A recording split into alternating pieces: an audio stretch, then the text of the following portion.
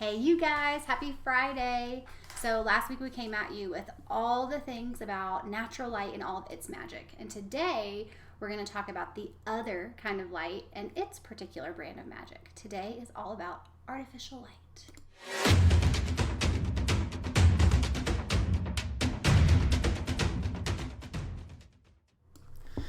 Hey guys, we are the Scobeys. If we haven't met before, I'm Graham. I'm Ashley. And we are photographers. We've been doing this for 11 years. We shoot primarily weddings and elopements, and we are based in the beautiful state of Colorado. Oh my gosh, and if you're not in Colorado right now, I'm sorry. Yeah, I'm sorry about that. It's pretty awesome. It is so beautiful. Yeah.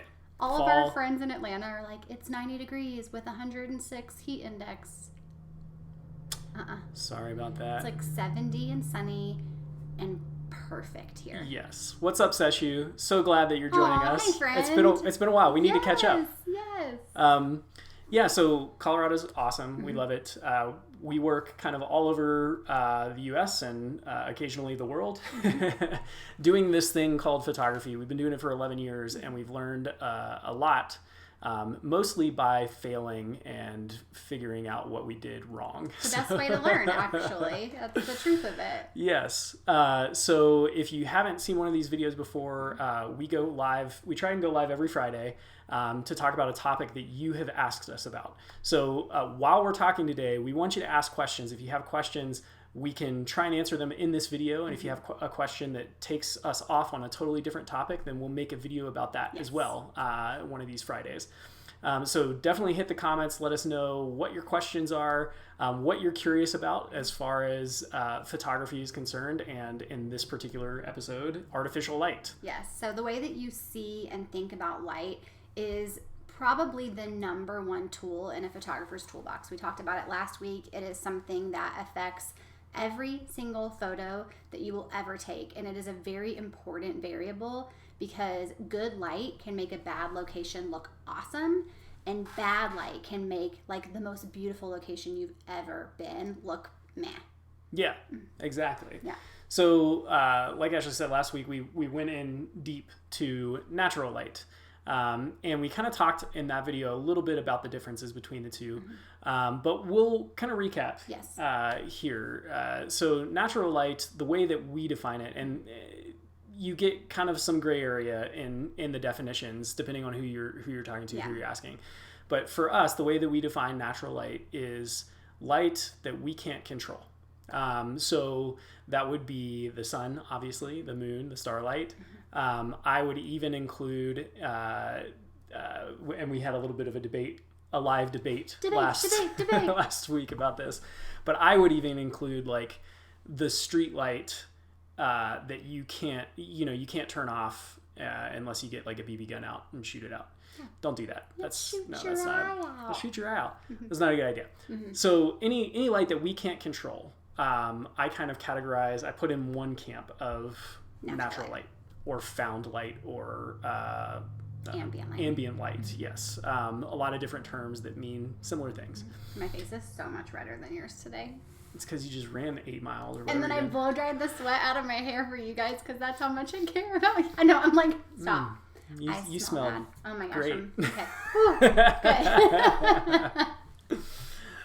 So that's natural light. Artificial light is any light that we control, that we add to the scene, that we add to the equation.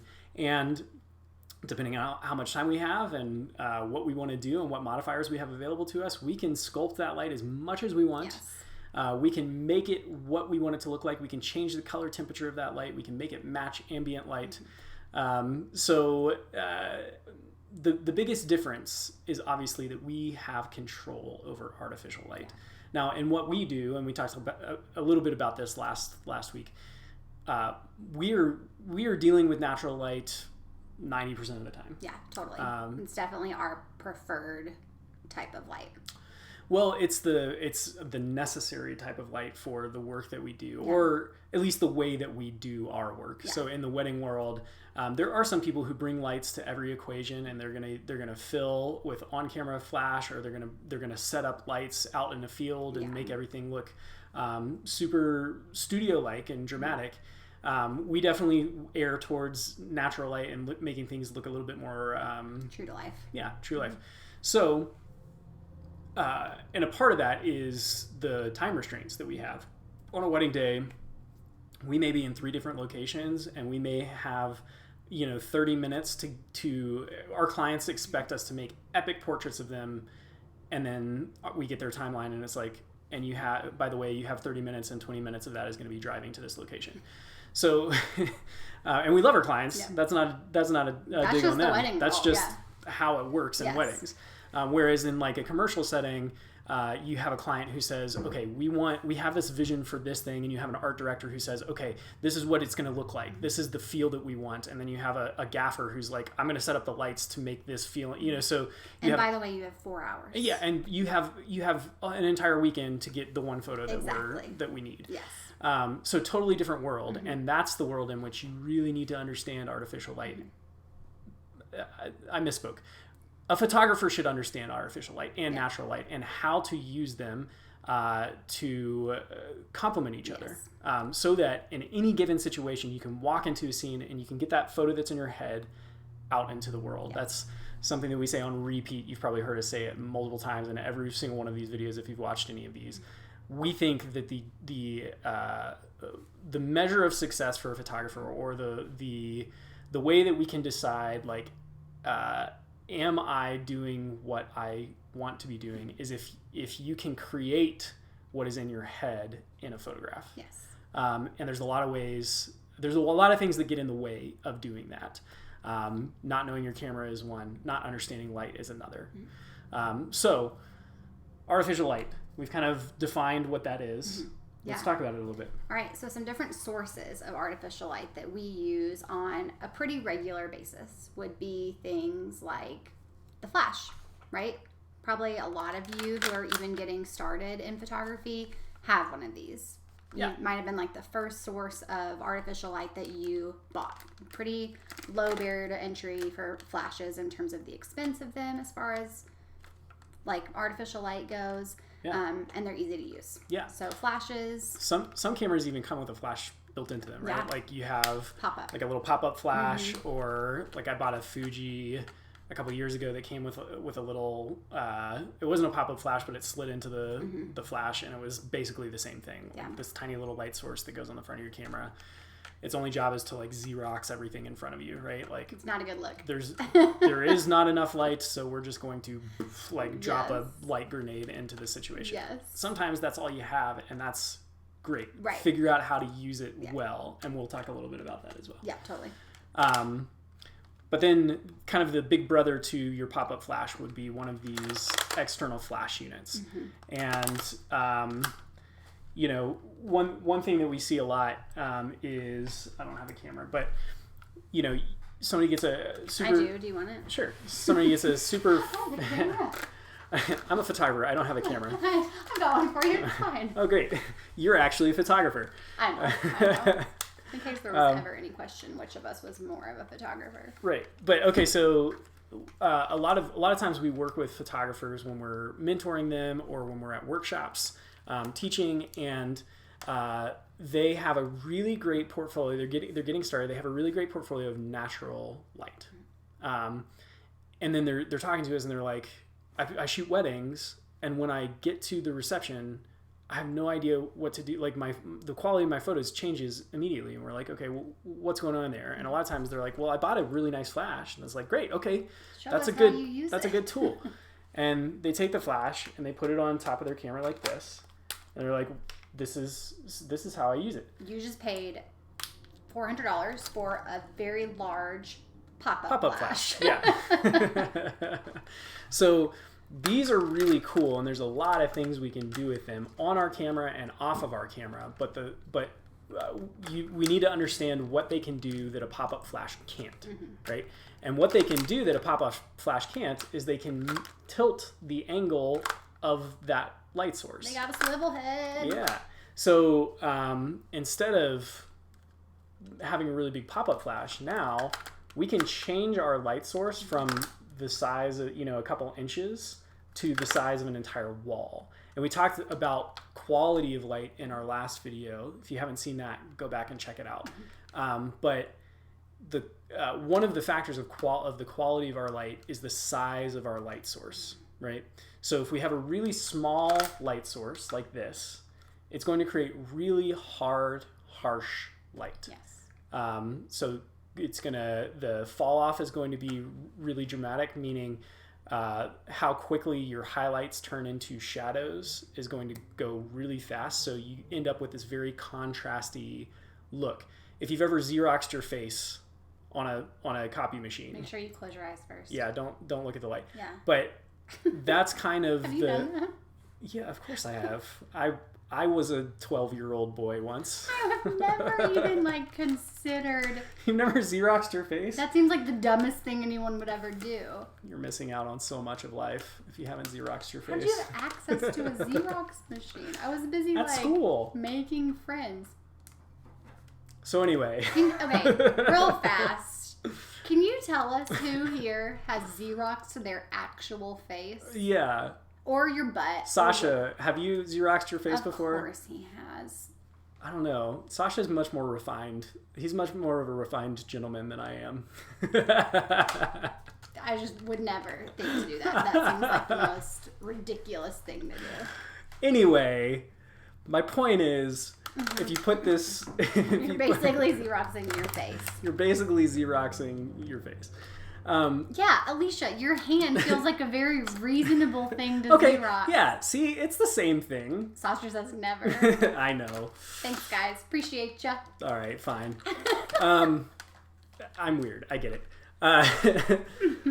But we can take this very small light source and we can make it a very large light source by moving the flash head away from our subject towards some sort of reflective surface. And by that, I don't mean like a mirror. I do mean, now you have to try it. Yes, you do. Just send it to us, okay? So this light will flash out of the flash. It'll flash out of the flash. And it'll bounce off of a wall, like this big white door that we have next to us, or the gray wall behind us, yes. or the white ceiling above us. And that becomes... And now that becomes our light your source. very large light source to give you very soft, beautiful light.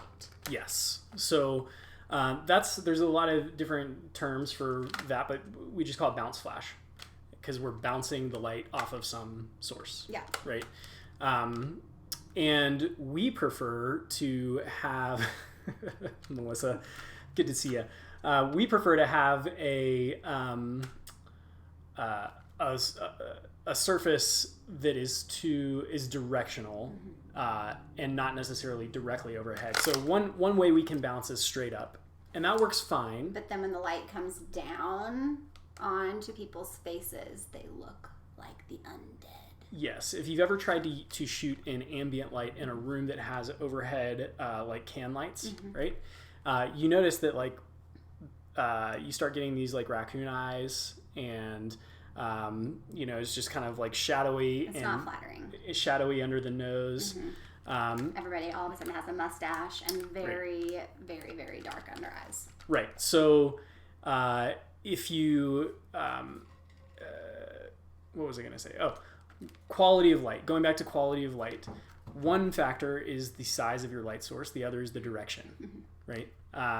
So size of your light source, now we're making it bigger by bouncing, and direction, now we're going to choose what direction that light's coming from, because if you've ever looked at somebody in a room where the lights are off and there's a window and they're standing next to the window and that light just kind of wraps around them and it makes this really interesting contrast on people's faces, right? Because we have this natural shadow that happens when we sweep across a face and we have a light source that's coming from the side. So we try and look for a wall or something to our side that we can bounce off of. Not always an option, yeah, but sometimes you're in a barn and it's dark and it sucks up all the light that you throw at it. The walls are like, yes, it does. And then they swallow it. And they don't give it back. Yes. So, quickest way to make your on-camera flash images look cooler and nicer and have a different effect is to just take that flash head and move it away from your subject. Yeah. So give that a try next time you've got a flash on your camera. Yes. Yeah. What are some other light sources that we use? Ooh, continuous light. Oh, yeah. Right. So like this ring light, like Graham showed us last time. Do you want me to do it again? No. You do, don't you? I really. She does. Guys, she does. Jackie and Sasha say, if I can't find a Xerox machine. Go to Kinko's. They'll be like, ma'am, can you please leave? As you Xerox your face. Now I'm a light source. Continuous light. It doesn't like, it's not, right. It stays on as long as you have it turned on, and then you can turn it off. So we also have this little gimme that guy. Yeah. And then we can both be cool. Oh yeah, it's good that Sasha's here. He showed us this actually. Praise Sasha. Praise Sasha. Look. We're a 10! Oh, nice. Or are we a 1? I don't know. Which direction does it go? Yeah, okay. We're a 10. This is going off the rails. We're a 10. These are continuous light sources. Artificial light, right? Because they are controlled by us. Another really cool thing about artificial light is that it's very portable. So I can't necessarily pack up the sun in my backpack and like go to a shoot. That'd be freaking rad, and I'd be able to charge a lot of money if I could do that, but I can't. And so artificial light is something that I can pack up and take with me in case of inclement weather or unforeseen circumstances, because our job is to be able to take beautiful photos no matter where we are and no matter what the weather is doing. Yes. So cool things about hot lights, which is what these are, these continuous light sources. Actually, Sasha, we got 2 because Graham lost one. I don't want to talk about it. Thanks for bringing it up, Sasha. Half of our budget is replacing the gear that Graham breaks or loses. Fine. It's true though. Yeah. So the cool thing about these lights, especially like this one in particular, is you can change the intensity of the light, and you can also change the color of the light without having to. You can do that with flash as well, but you have to use a gel, like a little piece of colored plastic that you put in front of that flash to change the color of the light. Yeah. So these are really handy in a pinch when you don't have time to set up a flash or an off-camera flash or a big old softbox. It's a larger light source than our flash, right? So it makes softer shadows or kind of softer light, softer highlights, softer shadows, and it's really good for lighting people or lighting things. And we're going to show some photos here in a little while to show you how we use all of these things. Yes. When it comes to artificial light, though, it's really important to kind of start with the end in mind, right? So, like, let's pretend like you're building a Lego castle. You know what that castle is supposed to look like when you're finished, so you know where to start. So, artificial light is kind of all about layering and kind of figuring out the direction of your light and how large you want your light source to be. And if you have a picture in your mind that you want to get out into the world to begin with, it makes it easier to sort of say, like, okay, I need to add one strobe here. I need another one here. I'll start with this one, get it to kind of the intensity that I want it, and then add this other thing, rather than just like throwing everything you have at something and then being like, that doesn't look the way that I want it to. Yeah. There's a lot of really good free resources out there to learn light. And when we were getting started, was it David Hobby, who's the strobist? Yeah. There was a blog called The Strobist. I'm sure he's still out there, and still, I mean, he's definitely still out there. I don't know if The Strobist is still his thing or not, but he teaches in a very simplified way, like, let's start with this one light source. How can we use this one light to create this lighting scenario, this image that we have in our head, right? There's also, in every genre, you can find people who teach artificial light. There's Zach Arias, who's a commercial photographer. He taught the One Light Workshop, which he sold on DVDs. Very good. Super good. You guys remember DVDs? Yeah. I don't know if he's like still sells that online or if you have to buy the DVD. But you can't play it now. Yeah. Best of luck. But his whole thing was like, let me show you with one single light how to make any image that you want to make. And he's a great teacher. Which is great, because if you can't set up, like, being able to do what you want to do with one light is going to make it infinitely easier to do what you want to do with 2 lights or 3 lights or 4 lights, right? If you're like making a cocktail and you don't know how to add one. Yeah, you don't know what the whiskey tastes like. Right. How are you going to... You can just like add some tequila too. Is this good? And vodka. That'd be horrible. I don't know. We should try it sometime. That sounds awful. I don't like it. Anyways, choose whatever metaphor sounds better than the one we just used, because that was horrible. Cooking? Anyways, moving on. Let's show some examples. Hey, why don't we do that? We sell the DVD players right next to the Xerox and fax machines. That is accurate. At Wolf Camera. May it rest in peace. Oh, man. This is my favorite thing. Oh, Seshi says, Zacharias' one light gave me the freedom and the liberty to play with off-camera light. Yes, his course is awesome. Get them all. They're for good. Sure. Yes. Yeah, he's good. Very, very simplified and accessible, Yes. and like easy to actually watch and then take it and do something versus walking away feeling like I have to buy $7,000 worth of gear. Yep. You don't. For sure. Yeah. Fun story. Zacharias was an Uncle Bob at one of our weddings once. I'll tell that story some other time. Don't. He was actually really nice and really respectful. We were like, why the hell are we here? All right, so let's show some photos, shall we? Yeah. Okay. Did you need me to say yes? So I think all of these photos are actually with Flash, but we just wanted to show like a few different things that you can do with. Yeah, how one source of artificial light can give you so many different feels of imagery. Yeah, so many different looks. So one thing we do at receptions sometimes is we'll put a couple of light sources behind what is happening. And it helps us kind of control the room. A lot of times reception rooms aren't that great looking. They're just not. This one's pretty. This is up at Timber Ridge at Keystone. This one is pretty. Yeah. Is this Timber Ridge? Yeah. I guess it is. You weren't there. Oh. Good story. Good story. But so this is considered backlight, right? We're putting our light source behind our subjects. Some people like the look of backlights. Some people don't. Some people like that you can see light sources. Some people don't. This is all preference stuff, right? There's no right or wrong way. It's just what do you like and how can you get the photo that's in your head out into the world. Right, exactly.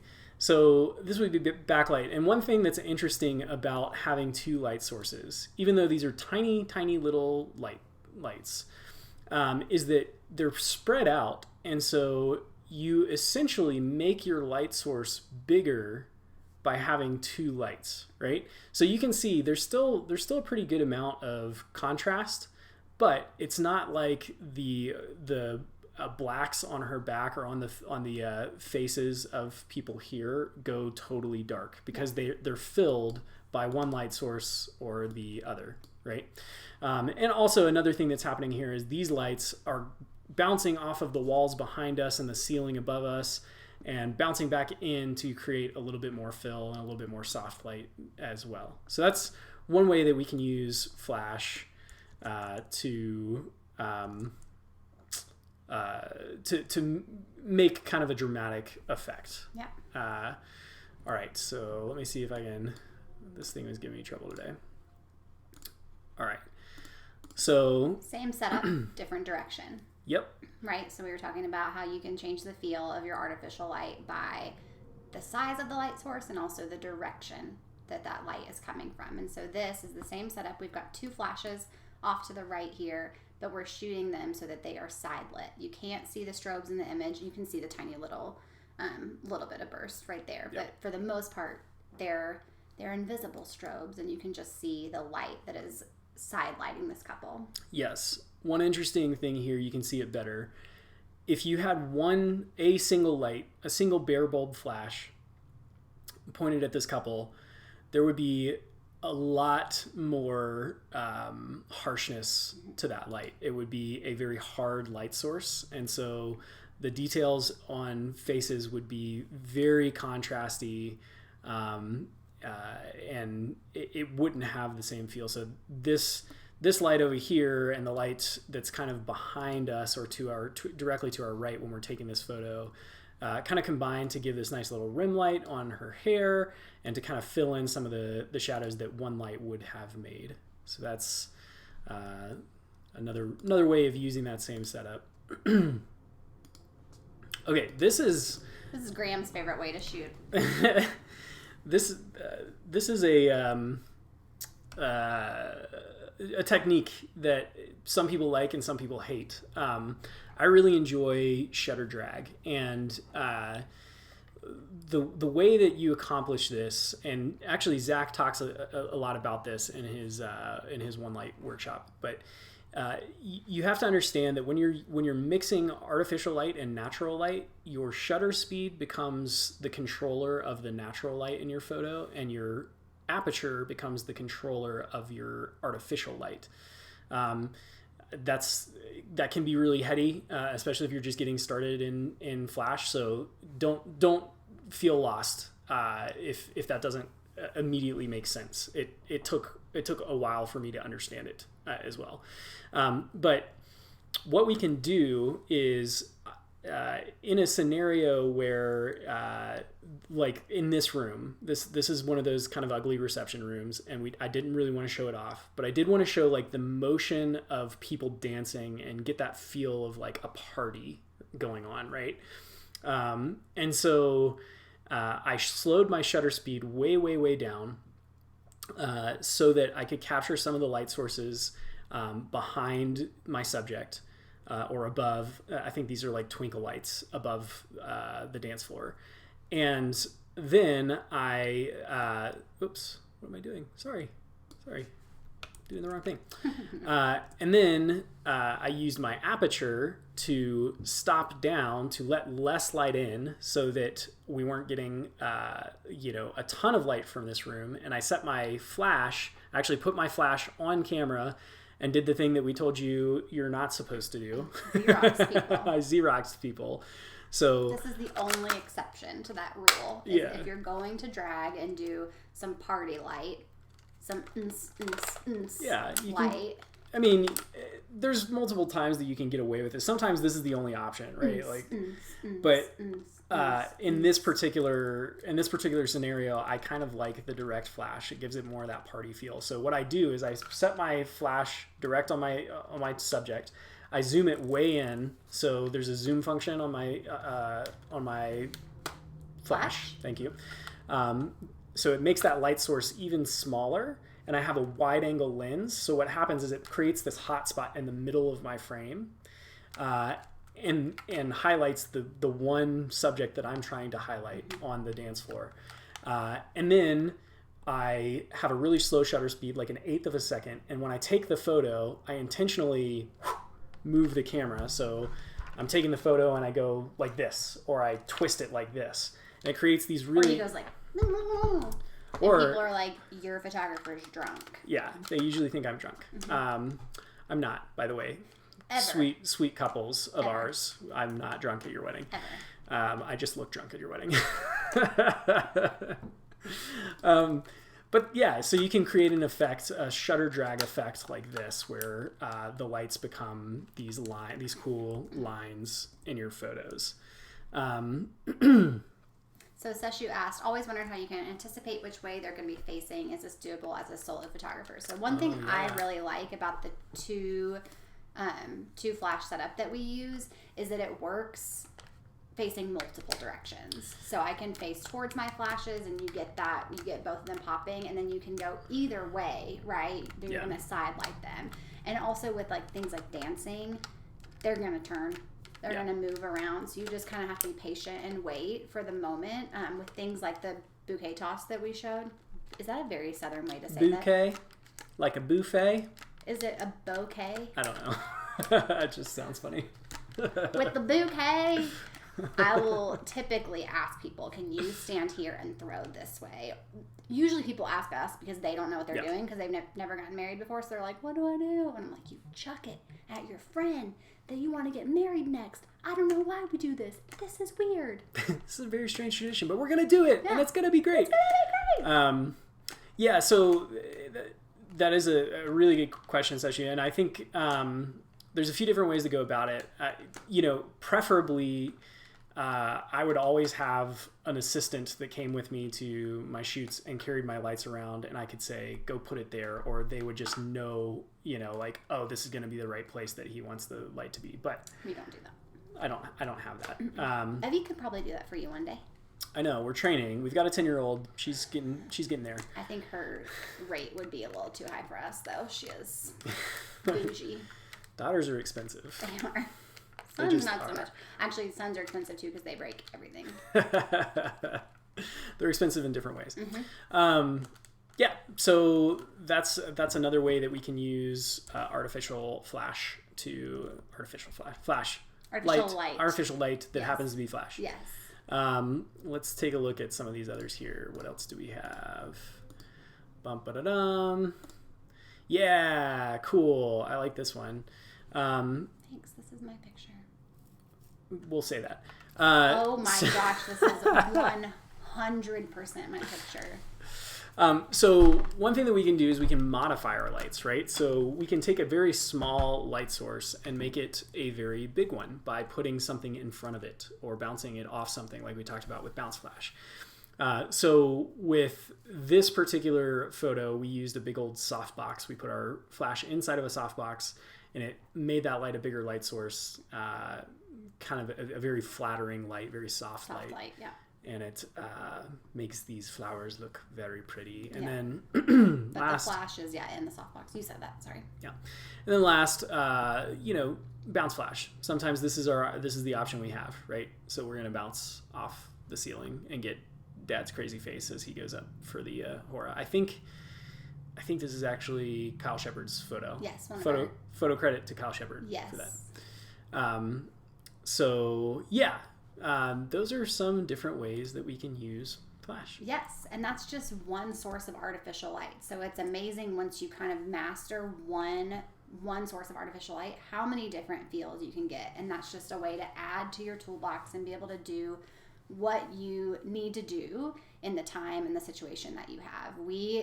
Our opinion is that if you are a photographer that is taking money for your services, you should duct tape or super glue down the pop-up flash that is on your camera, right? Because what you need to be able to do is learn how to use off-camera flash in a way that your images are consistently professional and good and capturing the moment and have the same quality throughout the entirety of a wedding day so that you can tell somebody's entire story in a beautiful way.